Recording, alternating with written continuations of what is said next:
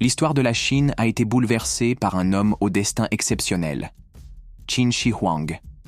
Il n'était pas un simple souverain, mais le premier empereur d'un pays qu'il a lui-même façonné. Avant son règne, la Chine n'était qu'un ensemble de royaumes rivaux en guerre perpétuelle. Mais il a changé cela d'une main de fer, unifiant ses terres sous une seule bannière et imposant son autorité avec une détermination implacable. Pour asseoir son pouvoir, il a supprimé les anciens systèmes féodaux et instauré une administration centralisée. Il a imposé une écriture unique, une monnaie commune et des lois identiques pour tous. Rien ne devait échapper à son contrôle, pas même le temps.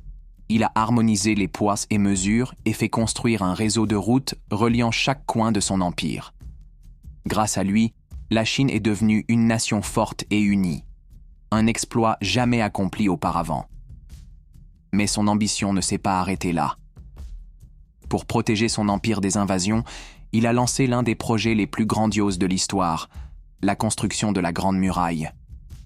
Cette immense fortification, bâtie au prix d'un labeur inhumain, devait empêcher les barbares du Nord de menacer son règne.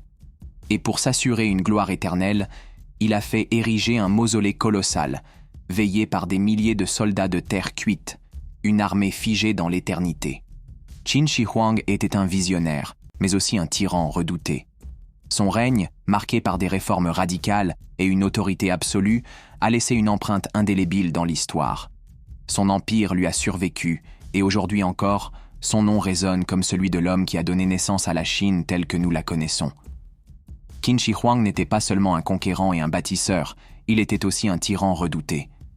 Obsédé par le contrôle absolu, il régnait d'une main de fer, écrasant toute opposition sans pitié.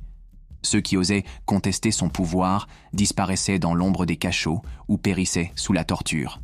Il voulait que son empire soit à son image, ordonné, obéissant et sans contestation possible. Il imposa une censure brutale, interdisant tout ce qui pouvait remettre en question son autorité.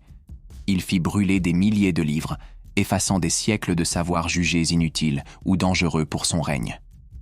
Les lettrés qui refusèrent de se soumettre furent exécutés, certains enterrés vivants pour servir d'exemple. La pensée devait être unique, tournée vers l'État, et lui seul détenait la vérité. Son ambition démesurée pesait lourd sur son peuple.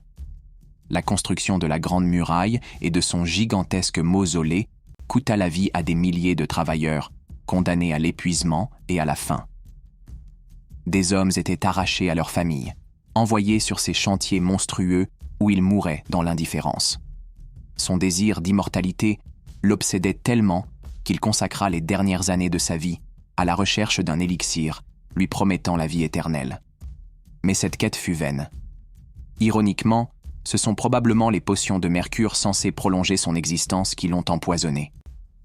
Qin Shi Huang a laissé derrière lui un empire puissant, mais aussi un peuple brisé par la peur et l'oppression. Son règne fut aussi grandiose que terrifiant, et s'il a fondé la Chine unifiée, il l'a fait au prix du sang et de la souffrance. Un visionnaire, sans aucun doute. Mais un despote, avant tout. Découvre l'histoire autrement. Abonne-toi, like et partage.